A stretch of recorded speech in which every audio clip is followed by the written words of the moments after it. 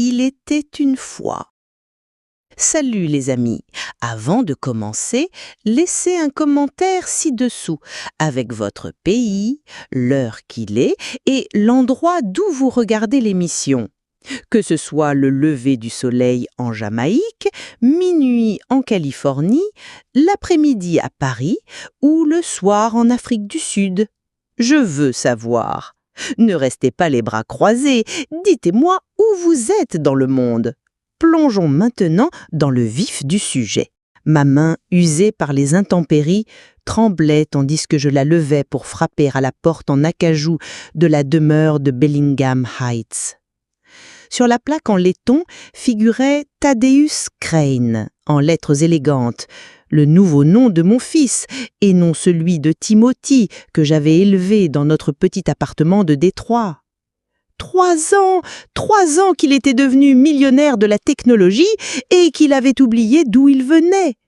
La pluie de septembre avait trempé mon manteau acheté dans une friperie et mes articulations arthritiques me faisaient mal après les 2 heures de bus à travers la ville. La demeure se dressait devant moi telle une forteresse, tout en fenêtres étincelantes et en haies impeccables qui coûtaient probablement plus cher à entretenir que ce que je gagnais en 1 an. Mon reflet dans la porte polie paraissait petit et déplacé, une femme fatiguée dans un manteau délavé devant un palais. La porte s'ouvrit brusquement, et je vis une femme que je n'avais jamais vue auparavant. Grande, blonde, drapée dans une soie fluide et qui coûtait probablement plus cher que mon loyer mensuel. Son maquillage était impeccable, ses cheveux relevés en un chignon élégant évoquant les salons de coiffure et les stylistes personnels. Mais ce n'était pas sa présence qui me fit battre le cœur, mais le petit garçon accroché à sa robe de créateur. Il avait exactement les mêmes yeux que Timothy. Ces mêmes yeux vert émeraude que j'avais scrutés en lui chantant des berceuses quand il n'y avait plus de courant, quand on ne pouvait pas payer la facture d'électricité. Ses cheveux étaient bouclés, comme ceux de mon fils à cet âge, et lorsqu'il leva vers moi un regard innocent et curieux, je vis le visage de mon petit garçon me fixer à travers 25 ans. « Puis-je vous aider ?» demanda la femme, d'une voix aigre comme un vent d'hiver, chaque mot prononcé avec un accent raffiné. Elle s'avança légèrement devant l'enfant, protectrice et territoriale. Son alliance en diamant reflétait la lumière du lustre en cristal derrière elle, projetant des arcs-en-ciel sur le sol en marbre. Mon grand-fils dont j'ignorais l'existence, me regardait avec un étonnement curieux, inclinant sa petite tête comme Timothy le faisait lorsqu'il essayait de résoudre une énigme. La ressemblance était si frappante que j'en avais le souffle coupé. Cet enfant était mon sang, mon héritage. Il se tenait à seulement 1 mètre de moi et il n'ignorait même pas mon existence. « Je cherche Timothy Crane », murmurai-je, ma voix à peine audible par-dessus le grondement de tonnerre sur la pelouse impeccable.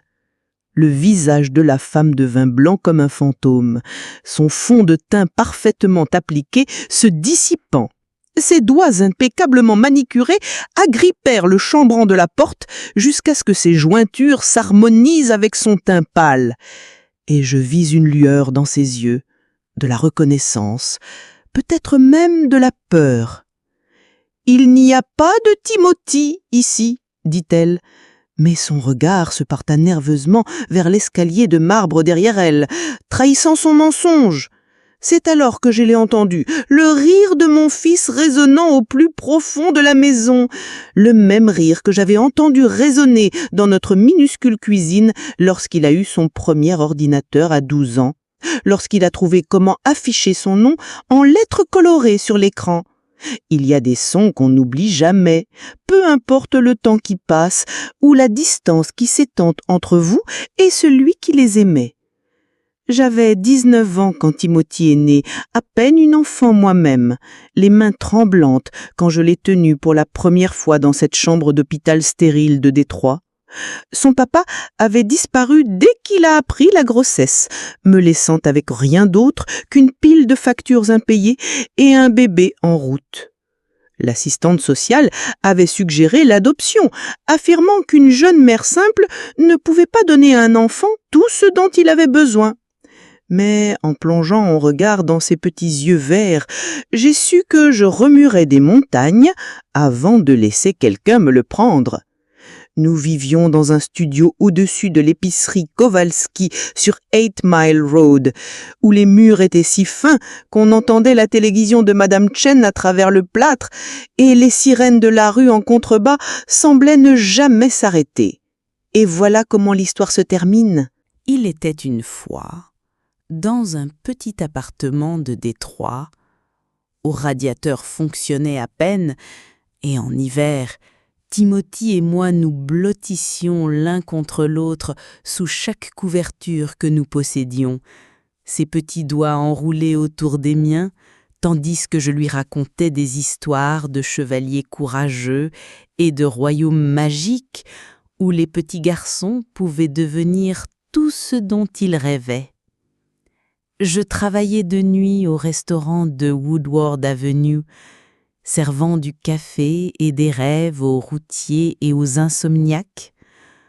En rentrant à l'aube, je trouvais mon petit garçon éveillé dans son berceau, gazouillant de bonheur, comme s'il avait attendu toute la nuit pour me voir. Madame Rodriguez du rez-de-chaussée le surveillait parfois lorsque je faisais double service, refusant de payer, même si je savais qu'elle avait autant d'argent que moi. À l'époque, les voisins veillaient les uns sur les autres, sachant que la survie était un sport d'équipe. Mais ce garçon était brillant dès le début. Même tout petit, il démontait ma vieille radio et la remontait tant bien que mal, la faisant fonctionner mieux qu'avant, sa petite langue tirée par la concentration. À 7 ans, il trouva un ordinateur cassé dans la benne à ordures derrière le magasin d'électronique de Grand River. Je le regardais le reconstituer avec des pièces récupérées dans des vides-greniers et des marchés aux puces, ses petites mains travaillant avec la précision de quelqu'un de 3 fois son âge. « Maman !» disait-il, son sourire édenté, illuminant notre appartement sombre comme un rayon de soleil. « Un jour, je t'achèterai une grande maison avec un chauffage qui fonctionne vraiment et des fenêtres qui ne vibrent pas au vent. » Je lui ébouriffais les cheveux en bataille et lui disais de rêver grand, sans jamais imaginer qu'un jour, ses rêves l'éloigneraient si loin de moi que je deviendrais une étrangère frappant à sa porte. C'était l'âge d'or, avant que tout ne change. Avant la bourse du MIT dont j'étais si fière que j'ai pleuré pendant 3 jours d'affilée. Avant l'argent de sa start-up, les articles de magazines et les interviews où il parlait de sa réussite self-made, sans mentionner la femme qui avait tout sacrifié pour y arriver. Je comprenais pourquoi il avait fait ça. Des portes s'ouvraient à Tadeusz Crane, qui ne s'ouvrirait jamais à Timothy Kowalski de 8 Mile Road. Mais comprendre n'atténuait pas la douleur lorsque mon fils décida que son passé et la femme qui lui avait tout donné ne valaient pas la peine d'être rappelés. Les appels téléphoniques ont d'abord cessé, passant de simples prises de contact quotidiennes à des mises à jour hebdomadaires, puis à des conversations mensuelles qui ressemblaient plus à une obligation qu'à de l'amour. J'appelais son bureau et on me transférait à son assistante, une jeune femme élégante nommée Madison, qui parlait avec des mots d'ordre professionnel et promettait que M. Crane me rappellerait dès que son emploi du temps lui permettrait, mais les appels n'arrivaient jamais. Puis les cartes d'anniversaire ont cessé d'arriver, pas seulement pour moi, mais celles que je lui envoyais sont retournées avec la mention « Retour à l'expéditeur, adresse inconnue ». C'était comme si Timothy avait tout simplement disparu, remplacé par cet inconnu nommé Tadeusz, qui vivait dans un monde où les mères comme moi n'existaient pas. Les courriels sont devenus des réponses automatiques, des messages génériques me remerciant pour ma demande et m'informant qu'en raison du volume important, les réponses personnelles étaient impossibles. Un volume important, comme si l'amour maternel n'était qu'une transaction commerciale parmi d'autres encombrant sa boîte mail.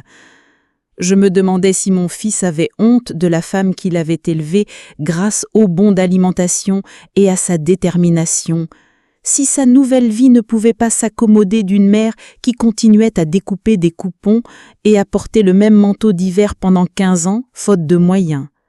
Peut-être étais-je une source d'embarras, un rappel de la pauvreté qui ne cadrait pas avec sa réussite. J'avais conservé sa chambre d'enfant exactement telle qu'elle dans mon nouvel appartement, la plus petite où j'étais entrée après la condamnation de l'ancien immeuble et la dispersion des habitants par la ville comme des graines de pissenlit au vent. Ses trophées de robotique jonchaient encore l'étagère que j'avais achetée d'occasion et peinte en bleu, sa couleur préférée. Sa médaille de major de promotion était accrochée au mur, à côté de la photo de nous à sa remise de diplôme du MIT. Nous pleurions tous les deux de joie, son bras autour de mes épaules comme si j'étais la personne la plus importante au monde. Cette photo datait de seulement 5 ans, mais elle me semblait une éternité. J'avais porté ma plus belle robe ce jour-là, la bleu marine à petites fleurs que j'avais achetée spécialement pour l'occasion, m'offrant une nouveauté pour avoir l'air digne d'être aux côtés de mon fils brillant. La solitude était étouffante, m'enveloppant comme une lourde couverture dont je ne pouvais me débarrasser malgré mon emploi du temps chargé. Je me surprenais à parler à sa photo, à lui raconter ma journée à l'hôpital où je travaillais comme concierge de nuit, nettoyant les bureaux des médecins et des infirmières qui sauvaient des vies, pendant que je vidais leurs poubelles et je lavais leurs flores. « Ta mère vieillit, Timothée », murmurait-je à son sourire sur la photo de remise de diplôme.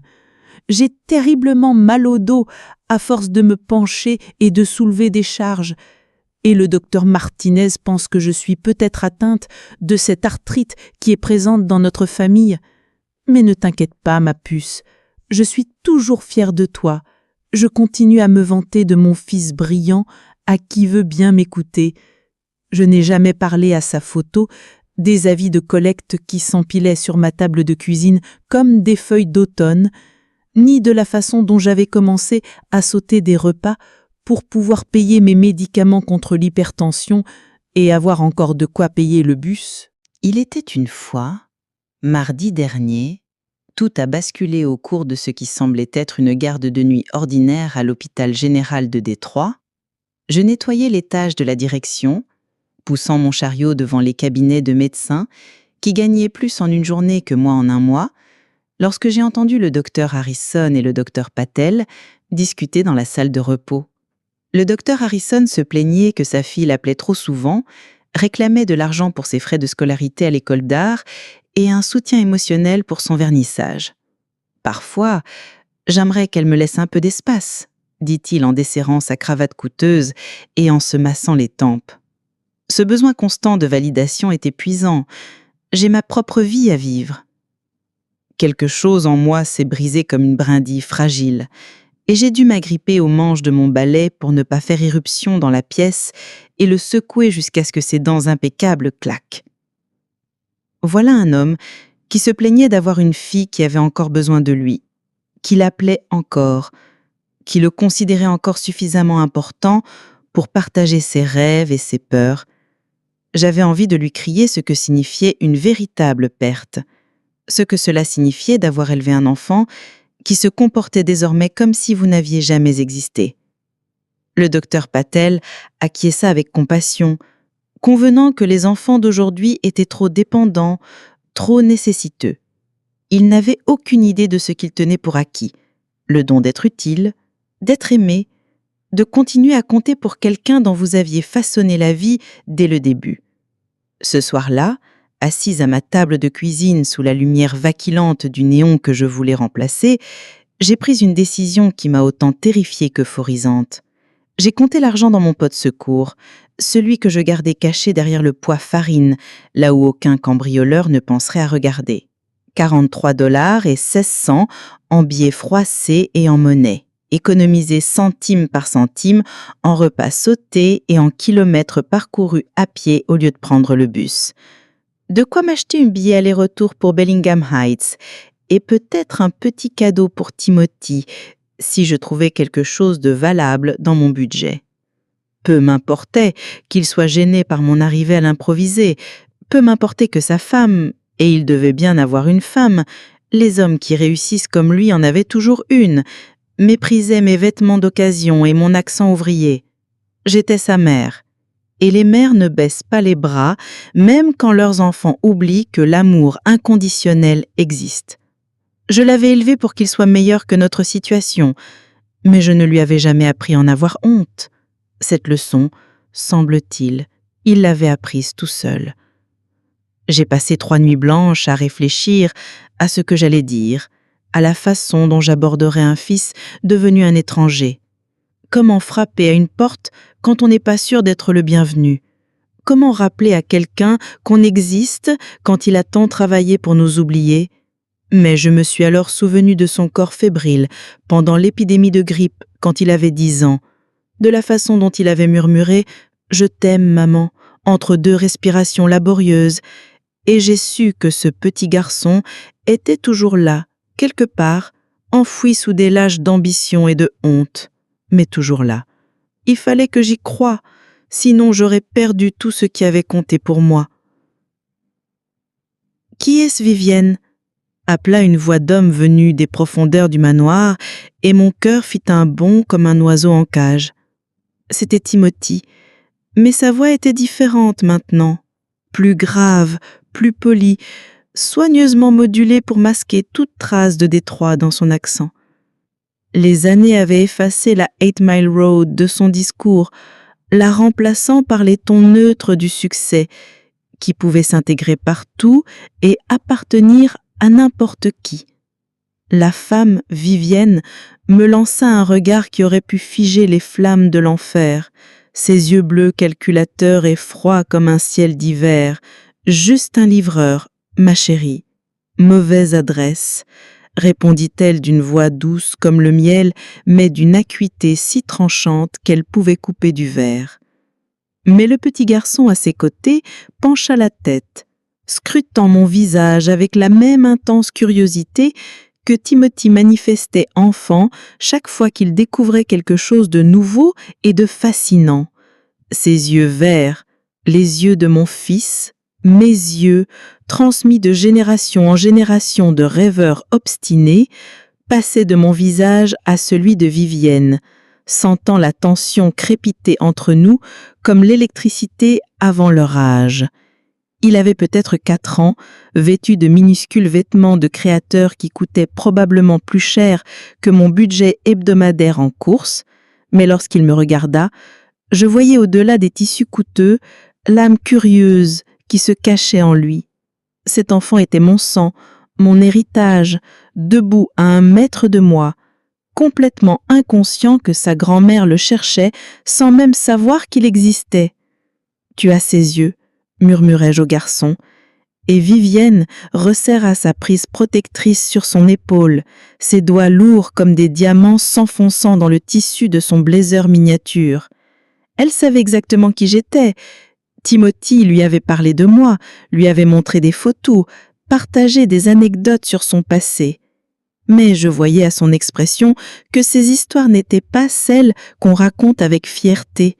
C'étaient celles qu'on partage dans l'obscurité, des confessions murmurées dans la sécurité de luxueuses suites, des secrets qu'on enfouit profondément en espérant jamais voir ressurgir et vous embarrasser devant vos amis du country club. « Comment t'appelles-tu, mon chéri ?» demandai-je doucement, en m'accroupissant légèrement pour croiser le regard du garçon à sa hauteur, comme je le faisais avec Timothy quand il était petit et que le monde lui semblait trop grand et effrayant. Mes genoux protestaient contre ce mouvement, l'arthrite se manifestant, mais je ne m'en fichais. Ce moment valait la peine. L'enfant sourit, ce même sourire édenté qui avait illuminé ma vie pendant des années, et ouvrit la bouche pour répondre. « Je m'appelle Oliver », dit-il fièrement, puis il leva les yeux vers Vivienne, avec cette confiance qui n'existe entre un enfant et celui qu'il croit toujours protégé.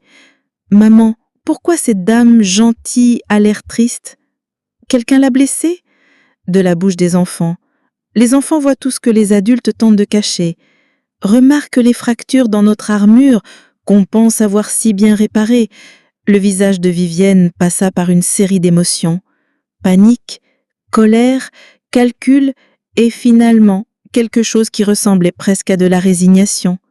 Elle savait que ce moment était inévitable dès la seconde où elle avait ouvert cette porte et m'avait vu là, trempé et tremblant, mais déterminé comme la mort elle-même. « S'il vous plaît », dis-je, la voix craquant comme des feuilles d'automne sous mes pieds, tous mes discours soigneusement répétés se transformant en une honnêteté simple et désespérée. « Je veux juste voir mon fils. Je n'ai pas eu de ses nouvelles depuis 3 ans. Je ne veux pas d'argent, je ne veux rien de sa réussite.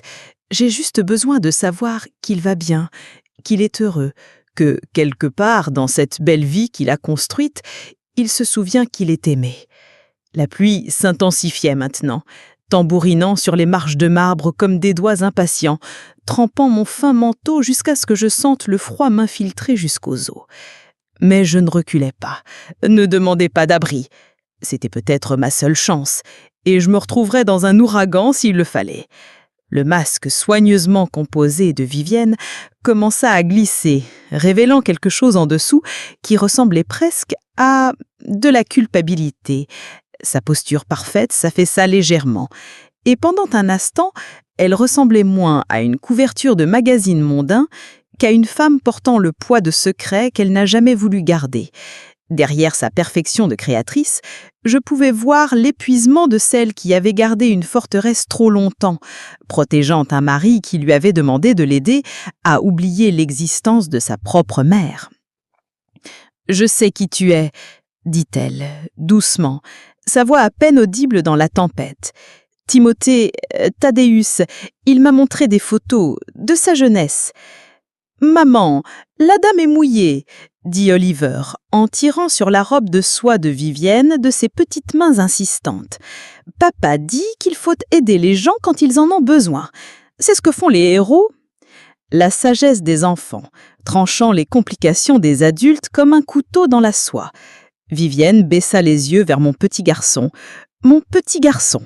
et quelque chose changea dans son expression. Peut-être était-ce l'instinct maternel, le même amour protecteur qui m'avait poussé à traverser la ville sous une pluie torrentielle. Peut-être était-ce la simple décence que même les plus riches ne peuvent abandonner complètement face à une souffrance réelle. « Entrez », dit-elle, finalement s'écartant et ouvrant la porte plus grand.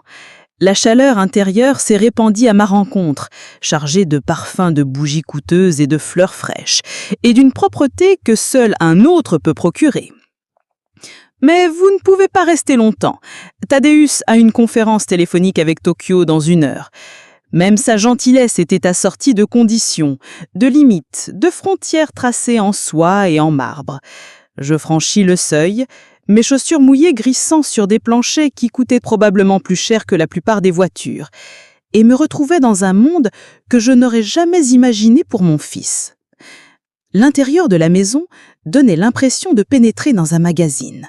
Tout était parfaitement agencé et d'une beauté intimidante.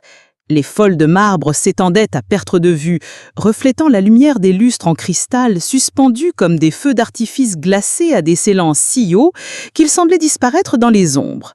Tout était immaculé, intouchable, conçu pour l'admiration plutôt que pour le confort. Mais dépit sa grandeur, l'endroit semblait froid, vide, comme un musée où on dormait par hasard. Où étaient les photos de famille entassées sur les tables de chevet, les dessins des enfants scotchés au réfrigérateur, le confort naturel de la vie, de l'amour qui s'installe dans les espaces quotidiens. Ce n'était pas une maison, c'était une vitrine, un monument au succès qui avait oublié à quoi il était censé servir. « Timothée !» criai-je, ma voix résonnant dans le vaste hall comme une prière dans une cathédrale vide. Le son rebondissait sur les murs de marbre et les luminaires en cristal, se multipliant et se déformant jusqu'à ce qu'ils ressemblent à un corps de mère désespérés appelant leur fils perdu. Timothée, c'est maman !» Les pas dans l'escalier de marbre s'arrêtèrent brusquement, et j'imaginais figé à mi-chemin, la main agrippée à la rambarde en laiton, son esprit s'emballant pour limiter les dégâts et gérer la crise. Puis, lentement, délibérément, les pas reprirent, chacun mesuré et précautionneux, comme un homme marchant vers sa propre exécution. Quand il apparut en haut des escaliers, je ne le reconnus à peine. Mon garçon dégangé au sourire en coin et aux yeux bienveillants avait disparu, remplacé par un homme qui semblait taillé dans la pierre. Son costume devait coûter plus cher que ma voiture, parfaitement taillé pour dissimuler toute trace du gamin maigrichon qui m'aidait à monter les courses sur 3 étages. Ses cheveux étaient coiffés avec une précision qui évoquait des rendez-vous hebdomadaires dans des salons dont je ne pouvais même pas prononcer le nom. Mais ce sont ces yeux qui me brisèrent le cœur, ces mêmes yeux gris que je contemplais chaque soir en le bordant, maintenant froids et distants comme des étoiles d'hiver. « Mère », dit-il, et le mot sonna comme une transaction commerciale, formelle et sans effusion de sein. Pas « maman » comme il le disait quand il se réveillait de cauchemar et se glissait dans mon lit. Pas même « maman » avec une affection désinvolte. Juste « mère » comme si j'étais une parente éloignée qu'il se souvenait à peine avoir rencontrée. « Que fais-tu ici ?» Pas « tu m'as manqué » Pas « je suis désolée de ne pas avoir appelé » Pas même « comment vas-tu » Juste cette question distante et clinique qui me fit l'effet d'une gifle posée avec l'indifférence apprise de quelqu'un qui avait appris à transformer son cœur en salle de réunion. Vivienne entoura Oliver d'un bras protecteur, l'attirant contre sa robe de soie comme si j'étais une menace pour leur portrait de famille parfait. Mon petit garçon semblait confus, ses yeux gris se déplaçant entre les adultes, percevant la tension sans en comprendre la source. Il n'avait probablement jamais vu de conflit dans ce palais de marbre, jamais rien de plus désordonné qu'un verre de vin renversé lors d'un dîner. Le silence s'étendait entre Timothée et moi comme un gouffre, rempli de 3 ans d'appels sans réponse et d'anniversaires oubliés, de fêtes des mères passées seules et de matins de Christmas sans appel. « Il était une fois, je voulais te voir », murmurai-je finalement, détestant le faible son de ma voix dans cet espace immense, la façon dont mon accent ouvrier semblait résonner dans l'acoustique raffinée de la richesse.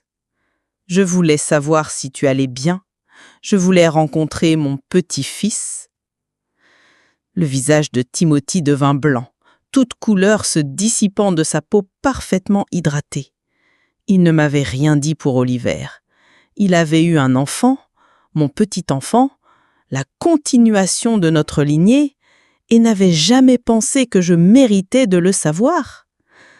La trahison était plus profonde que je ne l'aurais cru possible, comme découvrir que quelqu'un vous volait des morceaux de cœur depuis des années et qu'on ne s'en était rendu compte qu'en baissant les yeux et ne trouvant que l'espace vide où vivait autrefois l'amour.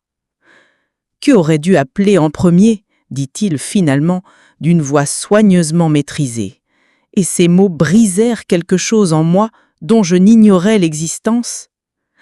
Appeler en premier ? Les mots jaillirent de moi comme l'eau qui s'échappe d'un barrage. 25 années de sacrifice et 3 ans de silence se mêlant à une fureur vertueuse. Ton assistante, Madison, avec son diplôme d'université prestigieux et ses réponses toutes faites, m'a dit que tu étais trop occupé, trop important, trop occupé pour parler à ta propre mère. J'ai appelé ton bureau 47 fois, Timothy. 47 ! Je les ai comptés dans un carnet, car je me suis dit que si je pouvais prouver mes efforts, ça te toucherait. Je le voyais tressaillir devant les chiffres, devant la preuve de mon désespoir dressé comme un acte d'accusation. J'ai envoyé des cartes d'anniversaire qui sont revenues sans être livrées. J'ai envoyé des cadeaux de Noël qui ont disparu dans le vide de ta nouvelle vie. J'aurais aussi bien pu envoyer des lettres à un fantôme. J'ai travaillé 3 fois pour payer tes stages informatiques quand tu avais 12 ans. J'ai porté le même manteau d'hiver pendant 5 ans pour que tu puisses avoir de nouveaux vêtements d'école chaque mois de septembre. Je mangeais des sandwichs au beurre de cacahuète au dîner, et non au déjeuner, mais au dîner, pour que tu aies des repas, une alimentation équilibrée, tout ce dont un bon garçon en plein grandissement avait besoin pour devenir l'homme que je savais que tu pourrais être. J'ai applaudi à chaque exposition scientifique, à chaque compétition de robotique, à chaque moment important de ta vie, la voix rauque à force de crier ton nom au milieu d'une foule d'autres parents. Je suis resté dans les salles d'attente de l'hôpital quand tu as eu une pneumonie à 15 ans, de tenant la main et promis à Dieu que je renoncerais à tout, ma santé, mon bonheur, ma vie, s'il te laissait guérir. J'ai appris l'informatique et la programmation juste pour comprendre ce que tu aimais, passant mes pauses déjeuner à la bibliothèque à lire des livres que je comprenais à peine, car je voulais partager ton univers. Les mémoires me revenaient en masse, chacune témoignant d'un amour oublié, jeté comme le journal d'hier. Et maintenant, tu ne peux même pas reconnaître mon existence. Maintenant, tu te tiens là, dans ton palais de marbre, à faire comme si j'étais une inconnue venue de la rue. Le masque posé de Timothy finit par craquer, de fines fissures apparaissant dans sa façade parfaite. Ce n'est pas « je n'ai ». T'ai jamais demandé de tout sacrifier pour moi, dit-il d'une voix défensive, mais j'entendais autre chose, de la honte, peut-être même du chagrin pour la femme qui l'avait abandonnée. Tu as fait ce que tu as fait, mais tu n'étais pas obligé, j'ai fait mon chemin. Ces mots me frappaient comme des coups physiques, chacun visant à minimiser mon rôle dans son succès, à réécrire l'histoire pour que ses exploits lui appartiennent à lui seul. Faire son chemin ? Comme si mon amour, mon sacrifice, mes 25 années de mère seule ne signifiaient rien.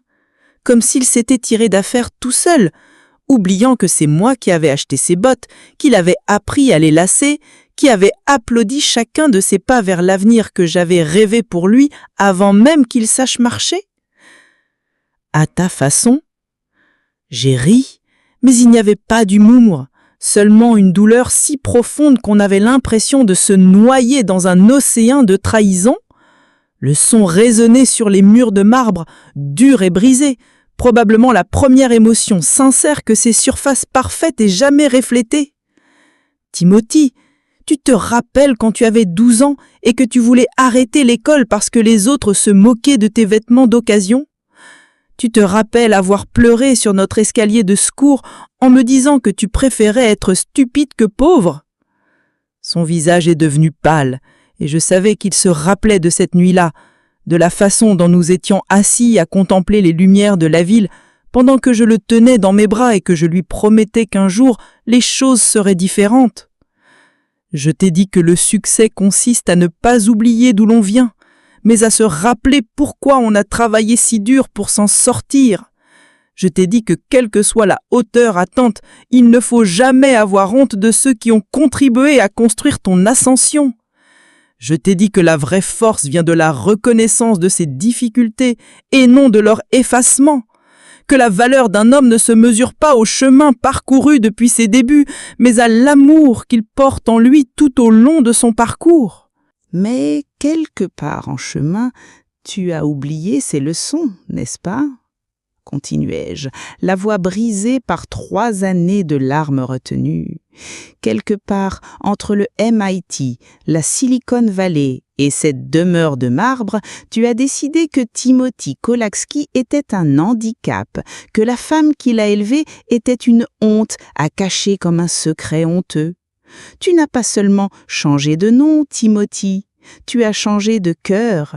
Tu l'as transformé en quelque chose de froid et de calculateur, quelque chose qui pouvait rejeter les personnes qui t'aimaient le plus parce qu'elles ne correspondaient pas à l'image que tu voulais projeter. Les mains de Timothy tremblaient, son sang-froid parfait s'effondrant enfin comme un château de cartes dans une tempête. Des larmes coulaient sur son visage, traçant des sillons dans sa façade luxueuse, et d'un instant, je revis mon petit garçon, celui qui grimpait sur mes genoux quand l'orage l'effrayait, qui me confiait tous ses secrets et ses rêves. « Je n'ai pas changé de nom pour te faire du mal, » dit-il finalement, sa voix se brisant comme de la glace. Je l'ai changé parce que Timothy Kolaski de 8 Mile Road n'a pas obtenu de rendez-vous avec des investisseurs. Thaddeus Crane de Harvard m'a ouvert des portes que mon vrai nom ne m'avait pas ouvertes. Mais, quelque part en chemin, je me regarda, les yeux pleins de larmes et de regrets. Quelque part en chemin, j'ai commencé à croire à ce mensonge. J'ai commencé à penser que si je pouvais effacer complètement mon passé, je pourrais effacer toute la douleur, les difficultés et la pauvreté qui l'accompagnaient. « Toi, y compris », murmura-t-il, l'aveu flottant dans l'air comme la fumée d'un bûcher funéraire. « Y compris la culpabilité de t'avoir laissé derrière moi, d'être devenu tout ce dont tu rêvais, tout en oubliant de t'emmener partager la victoire. Je pensais que si je pouvais juste faire disparaître complètement l'ancien Timothy, je n'aurais pas à affronter ce que j'étais devenu. Un fils qui a abandonné sa mère, un homme qui a oublié que l'amour était le fondement de tout le reste. » Le silence qui suivit fut assourdissant, chargé d'années d'erreurs et d'incompréhension, d'un orgueil qui s'était durci en murs infranchissables. Mais dans ce silence, j'entendis aussi autre chose, le son d'un cœur qui se brise, enfin prêt à laisser la lumière revenir. Oliver brisa le silence qui suivit, sa petite voix tranchant des années de souffrance comme un couteau dans la soie. « Papa, est-ce que c'est ma grand-mère » Sa question innocente contenait tout ce qui comptait, non pas l'histoire compliquée de fierté, de honte et de silence, mais la simple vérité du sang, de l'amour et de la famille. Timothy hocha la tête, incapable de parler, les larmes coulant sur son visage tandis qu'il regardait son fils voir sa grand-mère pour la première fois. Mon petit garçon s'approcha de moi avec la confiance intrépide que seuls les enfants possèdent, sa petite main tendue vers la mienne, comme s'il avait attendu ce moment toute sa courte vie. « J'ai toujours voulu une grand-mère », dit-il, simplement, ses doigts s'enroulant autour des miens avec une force surprenante. La grand-mère de maman vit loin en France et on ne la voit que parfois sur l'ordinateur.